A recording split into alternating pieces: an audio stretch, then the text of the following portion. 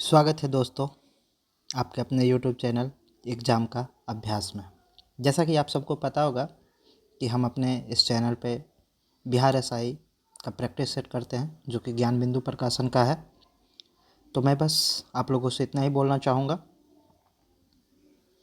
तो आइए स्टार्ट करते हैं आज का अपना मॉडल प्रैक्टिस सेट तीसरा। आपके सामने है पहला क्वेश्चन, सही उत्तर छांटे, है ना। सही उत्तर को छांटना है। शयनागार, कातर, हिमालय संरचना के आधार पर क्रमशः इनका परिचय दें कि ये क्या हैं, ये शब्द क्या हैं, योग रूढ़ हैं, यौगिक हैं या रूढ़ हैं, है ना। तो इसका जो सही आंसर हो जाएगा वो क्या हो जाएगा, डी नंबर हो जाएगा, यौगिक, रूढ़, योग रूढ़। यानी संरचना के आधार पर शब्द तीन प्रकार के होते हैं। तो ये यौगिक किसे कहा जाता है, इसको थोड़ा सा समझ लेते हैं। यौगिक उन्हें कहा जाता है जिनका दो सार्थक शब्द बनता है ना, दो सार्थक अलग अलग अर्थ निकल कर आता है। जैसे कि आपका शयनागार है ना, तो एक क्या हो जाएगा, शयना और धनगार, तो ये इस तरीके से बना। कातर जिसका रूढ़ उसे कहते हैं जिस शब्द का कोई मायने निकल कर नहीं आता, कोई अर्थ निकल कर नहीं आता, उसे हम लोग कहते हैं रूढ़ कहते हैं, ठीक है। योग रूढ़ उसे कहा जाता है जो कि विशेष अर्थ को दर्शाता है। वैसे शब्द जो कि विशेष अर्थ को दर्शाता है उसे कहा जाता है आपका योग रूढ़, है ना। जैसे हिम का आलय, है ना, तो इस तरह से जो कि विशेष अर्थ दिलाता है, जैसे जलज, है ना। ये इस तरीके की चीज़ें हैं जो कि आपके योग रूढ़ में आती है। तो पहले का आंसर डी हो जाएगा।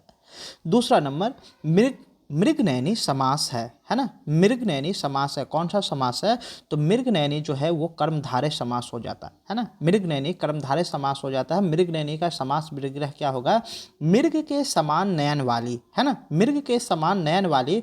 तो इसका जो समास विग्रह हो गया, तो इसका सही आंसर डी हो जाएगा, 2 का डी। घड़ों पानी परना मुहावरे का सही अर्थ क्या है ना। घड़ों पानी परने मुहावरे का सही अर्थ जो होता है ये क्या होगा, लज्जित होना। तो यानी 3 का सही आंसर क्या हो जा रहा है, बी नंबर हो जाएगा, 3 का बी नंबर। ट्रांसलेट करना है आपको कि यह काम करना मेरी मजबूरी है ना, यह काम करना मेरी मजबूरी है। तो 4 का जो सही आंसर हो जाएगा वो क्या हो जाएगा, आपका बी नंबर हो जाएगा। It is my compulsion to do this work, है ना, टू डू दिस वर्क। तो 4 का B number. 5 number, fill in the blank with suitable word के अनुसार आपको इसको वर्ड को फिल करना है ना। तो advising me he gave me money, है ना, तो इसका जो बढ़ाएगा वहाँ पे शब्द कौन सा भराएगा, बी साइड्स भराएगा। तो ये 5 का सही आंसर बी हो जाएगा। 6 नंबर, निर्वाचन आयुक्त हटाया जा सकता है ना। निर्वाचन आयुक्त हटाया जा सकता है किसके द्वारा, तो निर्वाचन आयुक्त जो हटाया जा सकता है वो मुख्य निर्वाचन आयुक्त के परामर्श पर राष्ट्रपति के द्वारा, है ना। तो 6 का आंसर सी हो जाएगा। और निर्वाचन आयुक्त जो इसका जो उल्लेख है किस आर्टिकल के तहत आता है, तो निर्वाचन आयुक्त का उल्लेख जो होगा ये आपका 324 में आता है, ठीक है। तो ये भी ध्यान रखिएगा, 6 का सी नंबर। 7 नंबर, निम्नलिखित राज्यों के गठन के सही कालक्रम के अनुसार पहचान करिए, है ना। सही कालक्रम के अनुसार पहचान करना है आपको। तो हम लोग सबसे देख लेते हैं कि आंध्र प्रदेश का गठन कब हुआ था। तो आंध्र प्रदेश का गठन हुआ था दोस्तों 1953 में, है ना, 1953 में हुआ था। वहीं पर अगर बात किया जाए हिमाचल प्रदेश का गठन कब हुआ था, तो 1971 में हिमाचल प्रदेश का गठन हुआ था। हरियाणा की बात किया जाए तो हरियाणा का जो गठन हुआ था वो आपका कब हुआ था, 1966 में हरियाणा का गठन हुआ था, है ना। हरियाणा का गठन 1966 में। और सिक्किम की बात किया जाए तो सिक्किम का गठन जो हुआ था 1975 में हुआ था, है ना, 1975 में। तो अगर इस तरह से आप ऑप्शन को देख पाएंगे तो कौन सा ऑप्शन पहला नंबर आ जाएगा, ए नंबर ऑप्शन आ जाएगा, है ना। पहला ए आ जाएगा यानी आंध्र प्रदेश आ जाएगा। फिर क्या आ जाएगा आपका, फिर आपका आ जाएगा हरियाणा आ जाएगा। फिर आपका क्या आ जाएगा, हिमाचल प्रदेश आ जाएगा। फिर आपका आ जाएगा सिक्किम आ जाएगा। और फिर आपका आएगा फिर त्रिपुरा। और फिर आपका सिक्किम आ जाएगा। तो ये इस तरह से सही आंसर क्या हो जाएगा आपका 7 का बी नंबर, है ना, 7 का बी। 8 नंबर, सूची को 1 को सूची 2 से सुमेलित कीजिए तथा नीचे दिए गए कूट की सहायता से सही उत्तर को चुनना है ना। कौन सा अनुच्छेद किस आर्टिकल से जुड़ा हुआ है ये चीज़ें आपको देखनी है। तो भारत का नियंत्रण एवं महालेखा परीक्षक, इसका उल्लेख किस आर्टिकल में किया गया है? तो इसका जो उल्लेख किया गया है ये आर्टिकल 148 में किया गया है। दूसरा नंबर बी नंबर, वित्त आयोग, वित्त आयोग का उल्लेख किस आर्टिकल में है? तो वित्त आयोग का उल्लेख अनुच्छेद 280 में है। प्रशासनिक अधिकरण, प्रशासनिक अधिकरण का उल्लेख जो है ये किस आर्टिकल में है? तो ये है आर्टिकल 323 के ए में है। और संघ लोक सेवा आयोग का उल्लेख जो है आर्टिकल 315 में है ना। तो ये इस तरीके से हो जाएगा। तो आपका जो सही आंसर हो जाएगा वो क्या हो जाएगा? ए नंबर, है ना। ए नंबर आपका सही आंसर हो जाएगा 8 का ए। 9 नंबर, व्यक्तिगत स्वतंत्रता के लिए उच्च न्यायालय निम्नलिखित में से किस रिट को जारी कर सकता है? तो उच्च न्यायालय जो जारी कर सकता है वो कौन से रिट को? तो बंदी प्रत्यक्षीकरण को जारी कर सकता है ना। तो 9 का क्या हो जाएगा आपका सी नंबर। 10 नंबर, किसी राजनीतिक दल को क्षेत्रीय दल के रूप में मान्यता दी जाती है। कब मान्यता दी जाती है? जब वह राज्य में या तो लोकसभा अथवा विधानसभा चुनाव में 6% वोट प्राप्त करता है, तब उसे क्षेत्रीय दल के रूप में मान्यता दी जाती है। तो 10 का बी हो जाएगा। 11 नंबर, निम्नलिखित में से भारतीय संविधान के किस अनुच्छेद का उपयोग अभी तक नहीं हुआ है? तो ये आपके अनुच्छेद 360 का उपयोग नहीं हुआ है ना। 360 में क्या दे रखा है? आपका वित्तीय आपात संबंधी प्रावधान दे रखे है ना। तो जिसका उपयोग अभी तक नहीं हुआ है तो ऑप्शन नंबर सी हो जाएगा। 356 का संबंध किससे है? राष्ट्रपति शासन से, है ना। 352 का संबंध किससे है? तो राष्ट्रीय आपात से संबंधित है। तो ये भी ध्यान रखिएगा। तो 11 का सी नंबर। 12 नंबर कि सूची 1 को सूची 2 से मिलान करना है ना। तो संविधान की अनुसूची चतुर्थ का संबंध किससे है? तो संविधान की अनुसूची चतुर्थ का संबंध है राज्यसभा से, है ना। राज्यसभा में सीटों को बंटवारे से लेकर संबंधित बारे में, इसके बारे में उल्लेख किया गया है। षष्टम यानी षष्टम अनुसूची का संबंध है किससे है? जो जनजातीय क्षेत्र से, है ना। जनजातीय क्षेत्र से, जहाँ पे आपको असम, है ना, असम, मेघालय, त्रिपुरा और फिर आपका क्या आ जाएगा? मिजोरम।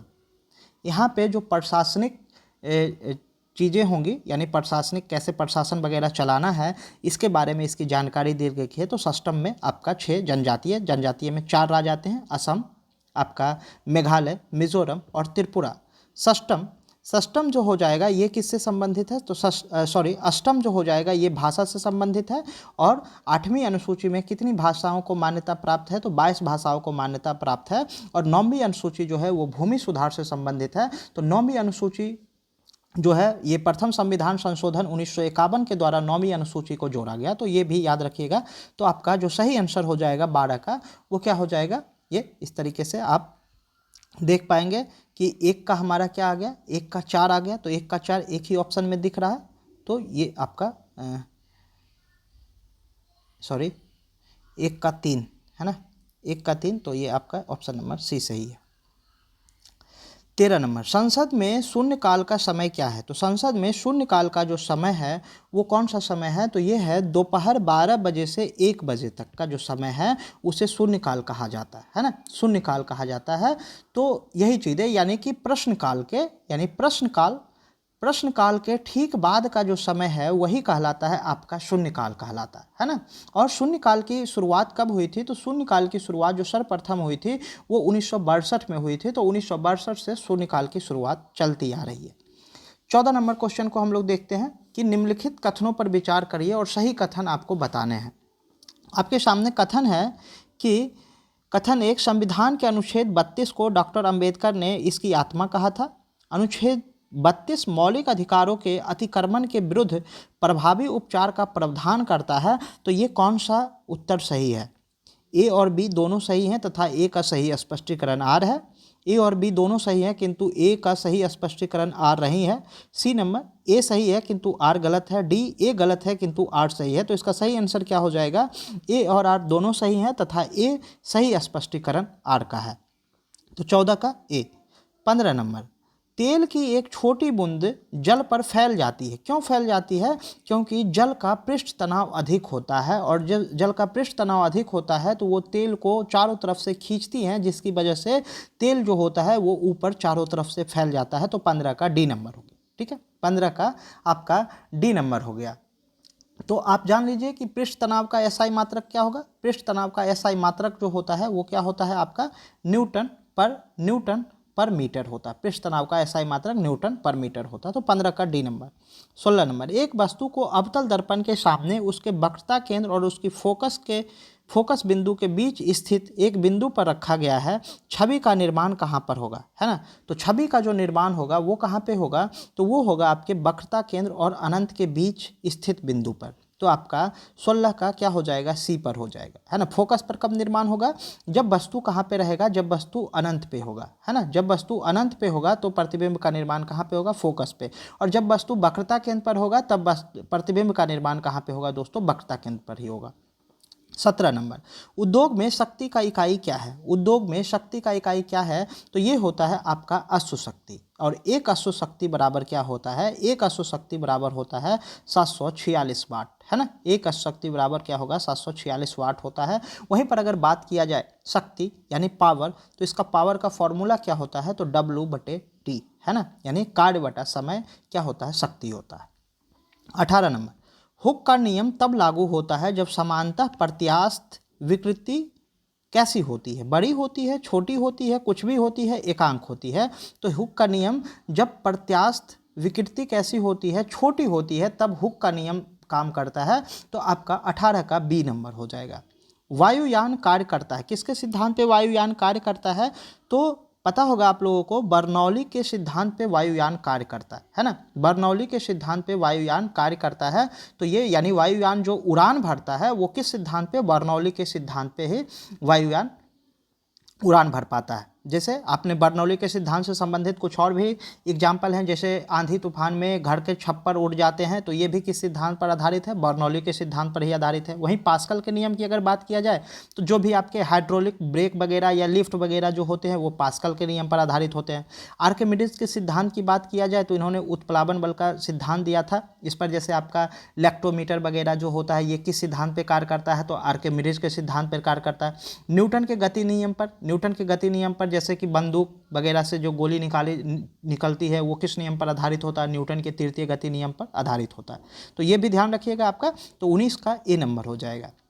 20 नंबर, मानव क्षेत्र के किस भाग पर किसी वस्तु का प्रतिबिंब बनता है, तो मानव क्षेत्र के दृष्टिपटल, जिसे हम लोग रेटिना के नाम से जानते हैं, इस पर क्या बनता है, प्रतिबिंब का निर्माण होता है। मानव नेत्र के दृष्टिपटल पर प्रतिबिंब का निर्माण होता है। वहीं पर अगर बात किया जाए परितारका जो होती है ये प्रकाश को नियंत्रित करती है ना, कि आंख में कितना प्रकाश जाना है उसे नियंत्रित करती है। कॉर्निया क्या होता है, कॉर्निया जो होता है डोनेट किया जाता है, नेत्रदान में कॉर्निया को ही डोनेट किया जाता है। तो 20 का सही आंसर क्या हो जाएगा, सी नंबर हो जाएगा।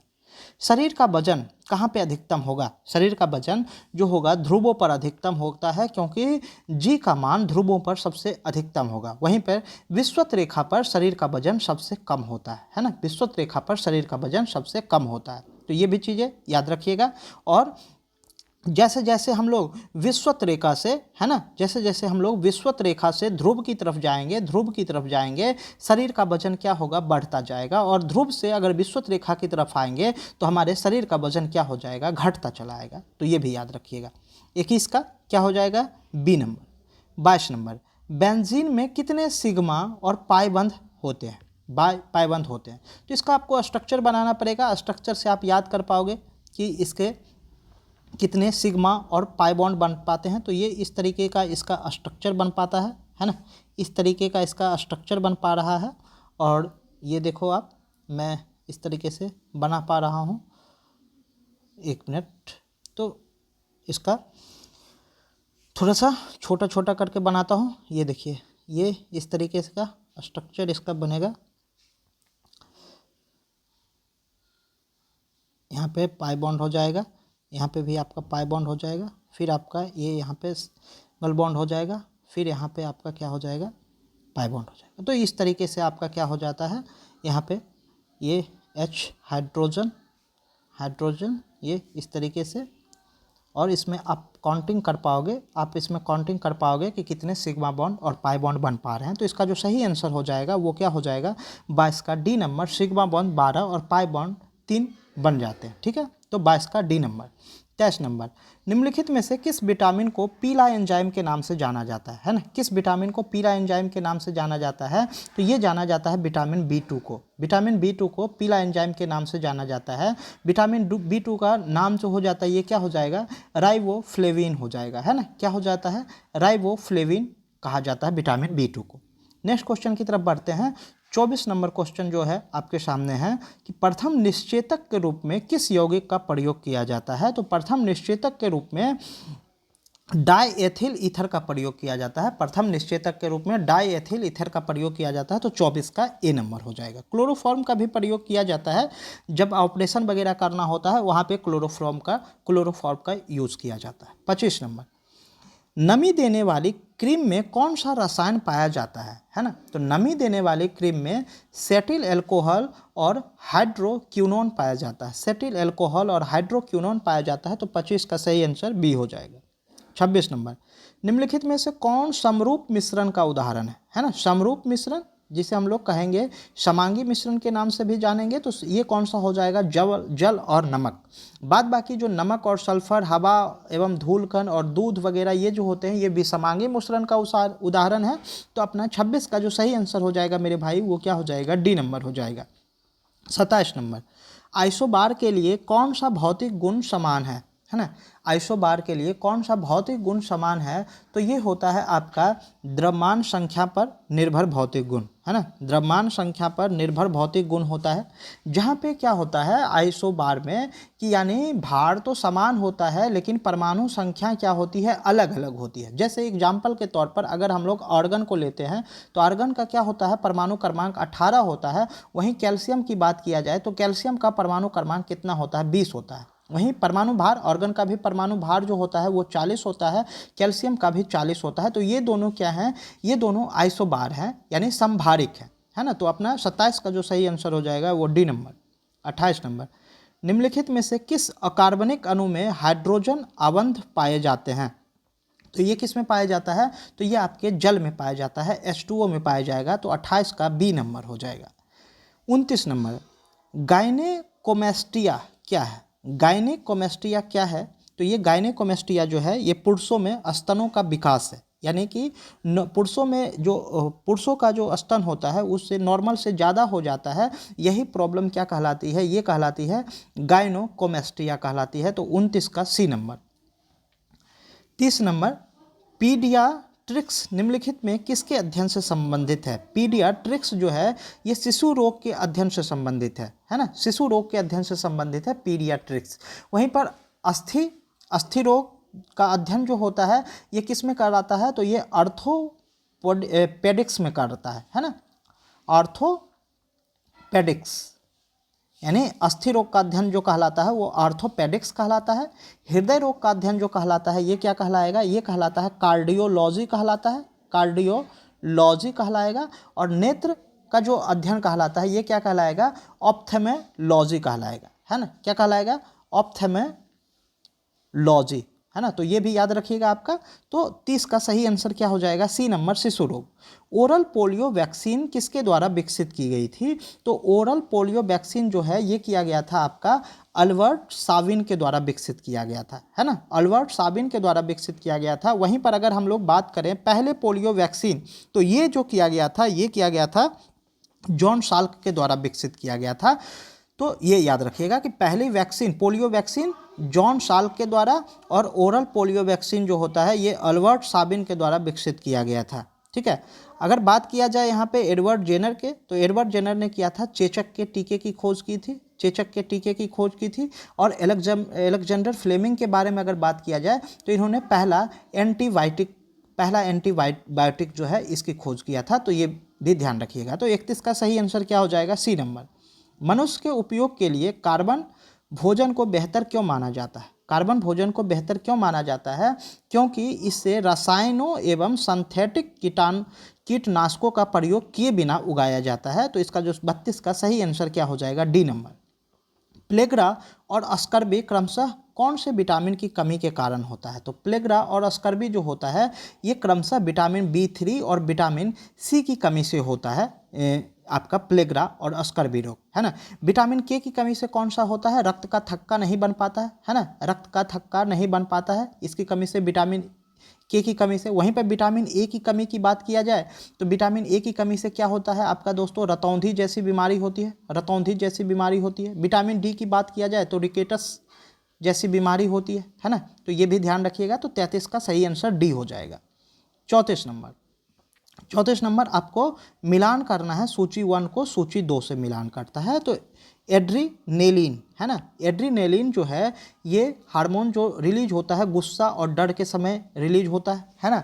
एस्ट्रोजन हार्मोन जो है ये किस में पाया जाता है, तो ये महिलाओं में पाया जाता है। इंसुलिन हार्मोन जो है ये ग्लूकोज का स्रावन करती है। और फेरोमेन्स ये होता है साथी आकर्षण करना और गंध ग्रहण शक्ति के माध्यम से होता है। तो इस तरह से आपका 34 का जो सही आंसर हो जाएगा वो क्या हो जाएगा, 34 का ए नंबर, है ना, 34 का ए नंबर। 35 नंबर, क्षेत्रीय ग्रामीण बैंकों की स्थापना कब की गई थी, तो क्षेत्रीय ग्रामीण बैंकों की स्थापना जो की गई थी 2 अक्टूबर 1975 को की गई थी। 2 अक्टूबर 1975 को क्षेत्रीय ग्रामीण बैंकों की स्थापना की गई थी। 35 का बी नंबर। 36 नंबर, वस्तु एवं सेवा कर द्वारा निम्नलिखित में से किस कर को समाप्त कर दिया गया था, तो ये मूल्य संवर्धित कर है जिसे हम लोग वैट के नाम से जानते हैं, इसे समाप्त कर दिया गया था। वस्तु एवं सेवा कर यानी कि जीएसटी जो होता है ये कब लागू किया गया था, ये भी याद रखिएगा। जीएसटी जो होता है 1 जुलाई, है ना दोस्तों, 1 जुलाई 2017 में जीएसटी को लागू किया गया था, 1 जुलाई 2017 को। तो 36 का सही आंसर हो जाएगा बी नंबर। 37 नंबर, भारत का आर्थिक सर्वेक्षण प्रत्येक वर्ष सरकारी तौर पर प्रकाशित किया जाता है, सरकारी तौर पर प्रकाशित किया जाता है। तो 37 का सी नंबर, भारत सरकार के वित्त मंत्रालय द्वारा इसको प्रकाशित किया जाता है। 38 नंबर, सबसे पहले किस भारतीय उत्पाद को जीआई टैग मिला था, तो सबसे पहले दार्जिलिंग के चाय को जीआई टैग मिला था। और ये कब मिला था, तो ये भी याद रखिएगा आपका 2004 और 5 में इसको जो दार्जिलिंग की चाय है उसे जीआई टैग मिला था, तो ये याद रखिएगा। तो 38 का डी नंबर। गांधीवादी योजना का गांधीवादी योजना का विचार निम्न में से किसने प्रस्तुत किया था, तो गांधीवादी योजना का जो विचार प्रस्तुत किया था वो किए थे आपके श्रीमन नारायण अग्रवाल के द्वारा, है ना, श्रीमन नारायण अग्रवाल के द्वारा किया गया था। वहीं पर एम.एन. रॉय का जो संबंध है किस योजना से, तो इनका संबंध है जन योजना से, है ना, इन्होंने जन योजना के विचार को प्रस्तुत किया था। वहीं पर जयप्रकाश नारायण की अगर बात किया जाए तो इनका संबंध हो जाता है सर्वोदय योजना से, है ना, सर्वोदय योजना से हो जाता है। तो ये भी ध्यान रखिएगा आपका। तो 39 का इस तरह से आंसर क्या हो जाएगा, ए नंबर। नाबार्ड की स्थापना कब हुई थी, है ना, नाबार्ड की स्थापना जो हुई थी ये 12 जुलाई 1982 को हुई थी, है ना। और इसकी जो स्थापना हुई थी वो किस समिति की सिफारिश पर हुई थी, तो शिवरामन, है ना, शिवरामन समिति की स्तुति पर, शिवरामन समिति की सिफारिश पर नाबार्ड की स्थापना हुई थी। नाबार्ड का मुख्यालय कहाँ है दोस्तों, तो ये भी याद रखिएगा, नाबार्ड का मुख्यालय जो है मुंबई, है ना, मुंबई। तो 40 का सही आंसर बी हो जाता है। 41 नंबर, खाद्य सुरक्षा अधिनियम 2013 के बारे में निम्नलिखित कथनों पर विचार करिए, है ना। तो इसमें कौन सा कथन सही है उसके बारे में बताना है। तो इसमें यानी अधिनियम में खाद्य के साथ साथ पोषण सुरक्षा भी प्रदान की गई है। दूसरा कथन है इस अधिनियम के अंतर्गत ग्रामीण क्षेत्रों में 70% परिवार और शहरी क्षेत्रों में 60% परिवार आते हैं। तो कौन सा कथन सही है, केवल एक, केवल दो, एक और दो दोनों, ना तो एक ना तो दो। तो इसका जो सही आंसर हो जाएगा वो केवल एक हो जाएगा, है ना। तो यहाँ पे दूसरा कथन जो है वो गलत है। गलत किस वजह से है, ग्रामीण क्षेत्रों में 75% परिवार और शहरी क्षेत्रों में 50% परिवार इसके अंतर्गत आते हैं, जिसकी वजह से कथन 2 गलत हो जाता है। तो 41 का सही आंसर ए हो जाएगा। 42 नंबर, भारतीय बीमा विनियामक और विकास प्राधिकरण का मुख्यालय कहाँ है ना। तो इसका जो मुख्यालय है वो कहाँ पे है, हैदराबाद में है। तो 42 का डी नंबर। 43 नंबर क्वेश्चन की तरफ चलते हैं। निम्नलिखित में से कौन सा जलकुंड राजगीर में अवस्थित है ना, राजगीर में अवस्थित नहीं है, अवस्थित नहीं है पूछा जा रहा है। तो वो कौन सा कुंड हो जाएगा, वो लक्ष्मण कुंड हो जाएगा। लक्ष्मण कुंड जो है ये मुंगेर जिला में स्थित है ना, मुंगेर जिला में स्थित है, जिसकी वजह से इसका 43 का आंसर डी हो जाएगा। 44 नंबर, उदयपुर झील का संबंध किस राज्य से है ना। उदयपुर झील का संबंध जो है ये पश्चिमी चंपारण से है। तो 44 का बी नंबर। लोटा विद्रोह कब हुआ, तो लोटा विद्रोह जो हुआ था वो 1856 के समय में हुआ था।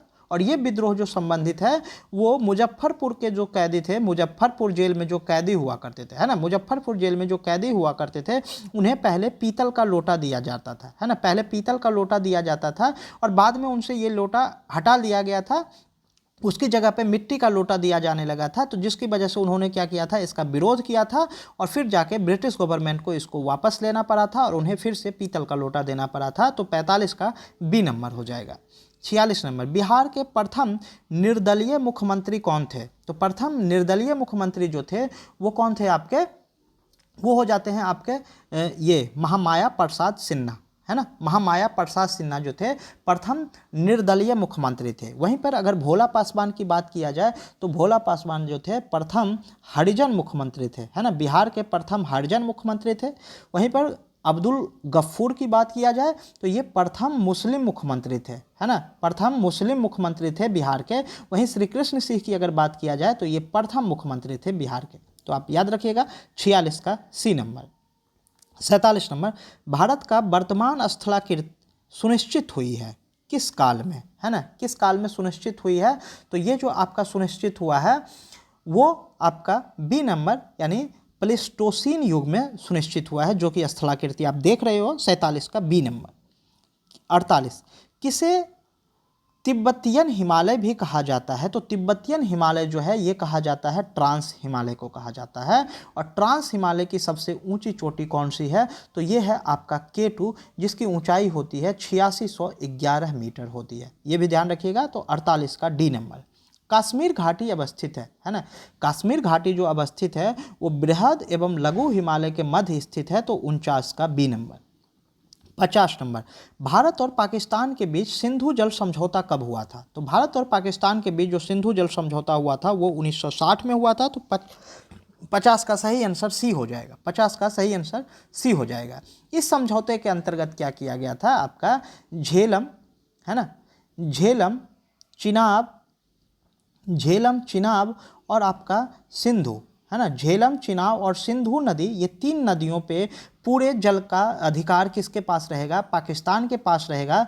वहीं पर अगर बात किया जाए आपका रावी सतलज और ब्यास, इसके जो पूरे जल का अधिकार किसके पास रहेगा? भारत के पास रहेगा। यानी इन तीनों के जल को यूज कौन करेगा? भारत करेगा। वहीं पे झेलम चिनाब सिंधु किन पानी का यूज कौन करेगा? पाकिस्तान करेगा। तो ये याद रखिएगा, 50 का सही आंसर सी नंबर। शुष्क कृषि के लिए सबसे उपयुक्त मिट्टी मानी जाती है कौन सी? तो काली मिट्टी मानी जाती है। और काली मिट्टी में जो होती है ये कपास की खेती होती है ना, कपास की खेती होती है। तो ये भी ध्यान रखिएगा। 51 का सी नंबर। 52, सर्वाधिक वनावरण प्रतिशत वाला टाइगर रिजर्व है कौन सा टाइगर रिजर्व है? तो सर्वाधिक वनावरण प्रतिशत वाला जो टाइगर रिजर्व है वो कौन है? पक्के टाइगर रिजर्व, जिसमें यानी कुल भौगोल जो प्रतिशत है वहाँ पे क्षेत्र का वो 97.05% पर क्या है?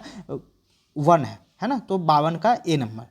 53, निम्नलिखित में से कौन सा युग्म सुमेलित नहीं है ना, सुमेलित नहीं है?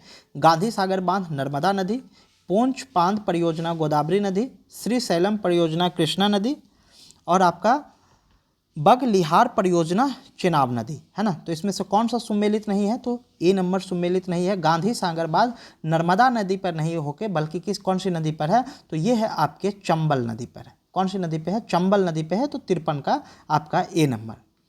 54, सिंगरौली कोयला उत्पादक क्षेत्र किस नदी घाटी में स्थित है? तो सिंगरौली कोयला उत्पादक क्षेत्र जो है ये सोन नदी घाटी में स्थित है। तो आपका 54 का बी नंबर हो जाएगा। 55 नंबर, विशाखापत्तनम इस्पात संयंत्र की स्थापना किस देश के सहयोग से हुआ था? तो इसका जो स्थापना हुआ था वो जर्मनी के सहयोग से हुआ था, है ना, यानी जर्मनी के सहयोग से हुआ था। तो 55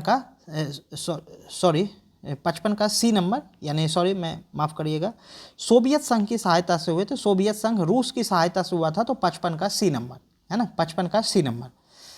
56 नंबर, 2011 के जनगणना के अनुसार सर्वाधिक लिंगानुपात वाला जिला कौन सा है?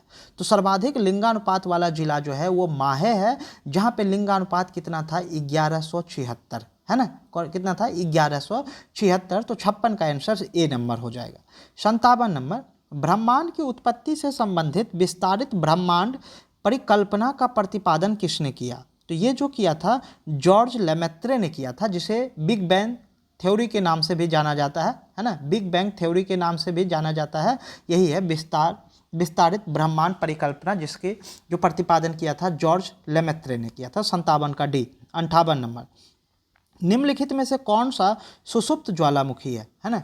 तो सुषुप्त ज्वालामुखी है वो कौन सा हो जाता है? Mount Vesuvius. माउंट विसुवियस जो हो जाता है ये सुषुप्त ज्वालामुखी है, जो कि कहाँ पे है दोस्तों? इटली में है ना, इटली में है।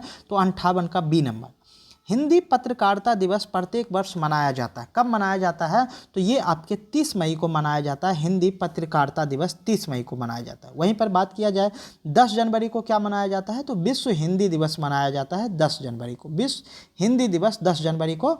और 8 मई को क्या मनाया जाता है? तो विश्व रेड क्रॉस दिवस मनाया जाता है, रेड क्रॉस दिवस मनाया जाता है 8 मई को। तो 58 का सही आंसर क्या हो जाएगा? C number. हाल में फिक्की के नए अध्यक्ष की नियुक्त किए गए हैं। किन्हें नियुक्त किया गया है फिक्की के नए अध्यक्ष? तो ये हर्षवर्धन अग्रवाल को नियुक्त किया गया है। तो 60 का सही आंसर डी हो जाएगा। 61 number, state of the world population 2025 the real fertility crisis के अनुसार भारत की जनसंख्या अप्रैल 2025 तक हो गई है। कितनी हो गई है? तो अप्रैल 2025 तक भारत की जनसंख्या 146.39 करोड़ हो गई है। तो 61 का बी नंबर। 62 नंबर, अमेरिका के प्रसिद्ध व्यवसायी एलन मस्क ने किस नाम से नई राजनीतिक पार्टी की शुरुआत की है? तो उन्होंने जो किया है अमेरिकी पार्टी के नाम से, अमेरिका पार्टी के नाम से शुरुआत किया है। तो 62 का बी नंबर। 63 नंबर, 29 मई 2025 को संयुक्त राष्ट्र शांति सेना की स्थापना की कौन सी वर्षगांठ मनाई गई? तो ये मनाई गई आपकी 77वीं वर्षगांठ। तो 63 का सी नंबर, 63 का सी हो जाएगा। 64 नंबर, निम्नलिखित में से किन दो राज्यों के बीच ताप्ती मेगा रिचार्ज परियोजना हेतु समझौता हुआ है? तो ये जो हुआ है आपका मध्य प्रदेश तथा महाराष्ट्र के बीच में हुआ है। तो 64 का ए नंबर, 64 का ए। 65 नंबर, हाल के समाचार पत्रों में चर्चा में रही परिसीमन आयोग का संविधान के किस अनुच्छेद में वर्णन है? तो ये संविधान के 82 में परिसीमन आयोग का वर्णन है। तो 65 का ए नंबर। 66, हाल में ही में प्रोजेक्ट डॉल्फिन के तहत पहली बार गंगा डॉल्फिन की टैगिंग कहाँ पे हुई है? तो ये असम राज्य में हुआ है। तो 66 का डी नंबर। 67 नंबर, 25 दिसंबर 2024 को प्रधानमंत्री नरेंद्र मोदी ने निम्नलिखित में से किन दो नदियों को जोड़ने की परियोजना की आधारशिला रखी? तो ये कौन सी नदी हो जाएंगी? केन बेतवा नदी। तो ये 67 का डी नंबर, 67 का डी नंबर। 68 नंबर, निम्नलिखित में से किन्हें शांति क्षेत्र में 2024 का नोबेल पुरस्कार प्रदान किया गया है? तो शांति के क्षेत्र में 2024 का नोबेल पुरस्कार जो दिया गया है ये दिया गया है निहान हिदानक्यो समूह को दिया गया है। तो आपका 68 का डी नंबर, 68 का ऑप्शन डी। 69 नंबर, हाल ही में खबरों में रहा रोहतांग आर पार पुस्तक के लेखक कौन हैं? तो आर पार पुस्तक के लेखक जो हैं ये अजय हो जाते हैं। तो आपके 69 का डी नंबर। 70 नंबर, हाल ही में चर्चित श्री विजयपुरम निम्नलिखित में से किसका परिवर्तित नाम है? तो श्री विजयपुरम जो है ये पोर्ट ब्लेयर का परिवर्तित नाम है। तो 70 का डी नंबर। 71 नंबर, हाल ही में किस राज्य सरकार ने वर्ष 2025 से 2035 तक की अवधि को जल विद्युत दशक घोषित किया है? तो ये किया है आपके अरुणाचल प्रदेश सरकार ने। तो 71 का सी नंबर। 72 नंबर, हाल ही में ऑपरेशन ओलोविया अभियान किसके द्वारा संचालित किया गया? तो ओलोविया अभियान जो है भारतीय तटरक्षक बल के द्वारा संचालित किया गया। तो 72 का सी नंबर। 73 नंबर, निम्नलिखित में से किस शहर में 34वां ग्रीष्मकालीन ओलंपिक खेल का आयोजन किया जाएगा? तो ये किया जाएगा आपके लॉस एंजलिस यूएसए में किया जाएगा। वहीं पर अगर बात किया जाए 35वां ग्रीष्मकालीन ओलंपिक जो है ये कहाँ पे किया जाएगा? तो ये ब्रिस्बेन में किया जाएगा, है ना, ब्रिस्बेन में 2032 में किया जाएगा। और 34वां जो है ये 2028 में किया जाएगा, इसका आयोजन किया जाएगा। तो 73 का आपका सी नंबर हो जाएगा। 74 नंबर, निम्नलिखित में से कौन सी टीम प्रथम महिला हॉकी इंडिया लीग 2025 की विजेता रही है? तो ये प्रथम टीम है ओडिशा वॉरियर्स क्लब रही है। तो 74 का ए नंबर, 74 का ए। 75, निम्नलिखित में से किस देश में बना आधुनिक multi role stealth guided missile युद्धपोत तमाल भारतीय नौसेना के बेड़े में शामिल किया गया, तो ये किस देश के द्वारा निर्मित किया गया? तो ये रूस के द्वारा, है ना। तो रूस 75 का सी नंबर, 75 का सी नंबर। 76, भारत सरकार अंटार्कटिका में एक नया अनुसंधान केंद्र किस नाम से स्थापित करने वाला है? तो ये आपका मैत्री-2 के नाम से भारत सरकार स्थापित करने जा रही है। तो 76 का सी नंबर, 76 का सी नंबर। हाल ही में HIV रोकथाम के लिए लेनाकापाविर नामक दवा निम्नलिखित में से किसके द्वारा विकसित किया गया है? तो ये किया गया है आपका गिलियाड साइंसेज के द्वारा किया गया है। तो आपका 77 का बी नंबर, 77 का बी नंबर। 78 नंबर, वर्ष 1991 बैच के बिहार कैडर के किस IAS अधिकारी को बिहार का नया मुख्य सचिव नियुक्त किया गया है? तो ये किया गया है आपके प्रत्यय अमृत को नियुक्त किया गया है। तो 78 का डी नंबर, 78 का डी नंबर। 79 नंबर क्वेश्चन, 30 जुलाई 2025 को विश्व मानव तस्करी विरोध दिवस के अवसर पर बिहार पुलिस द्वारा कौन सा ऑपरेशन शुरू किया गया? तो ये शुरू किया गया था ऑपरेशन नया सवेरा शुरू किया गया था। 79 का ए नंबर। 80, निम्नलिखित में से कौन सा खेल कोर्ट पर नहीं खेला जाता है ना? तो कोर्ट पर जो नहीं खेला जाता है वो पोलो नहीं खेला जाता है। पोलो जो होता है ये आपके फील्ड में खेला जाता है। तो आपका 80 का सही आंसर क्या हो जाएगा? C number. Temple city of India किस शहर को कहा जाता है? तो टेम्पल सिटी ऑफ इंडिया जो कहा जाता है वो भुवनेश्वर शहर को कहा जाता है, क्योंकि भुवनेश्वर में 500 से ज़्यादा मंदिर है, जिसकी वजह से इसे टेम्पल सिटी ऑफ इंडिया कहा जाता है। वहीं पर अगर तिरुपति के उपनाम को जाने, तिरुपति शहर को किस नाम से, उपनाम से जाना जाता है? इसे कहा जाता है भारत की आध्यात्मिक राजधानी के नाम से जाना जाता है। भारत की आध्यात्मिक राजधानी के नाम से जाना जाता है। वाराणसी की अगर बात किया जाए तो वाराणसी को कहा जाता है मंदिर और घाटों का नगर कहा जाता है। मंदिर और घाटों का नगर कहा जाता है। और प्रयागराज की अगर बात किया जाए तो प्रयागराज को कहा जाता है ईश्वर का निवास स्थान, है ना। तो आप ये भी याद रखिएगा। तो 71 का सही आंसर ए हो जाएगा, 71 का ए। 82 नंबर, जयप्रकाश नारायण को रोमन मैग्सेस पुरस्कार से कब सम्मानित किया गया था?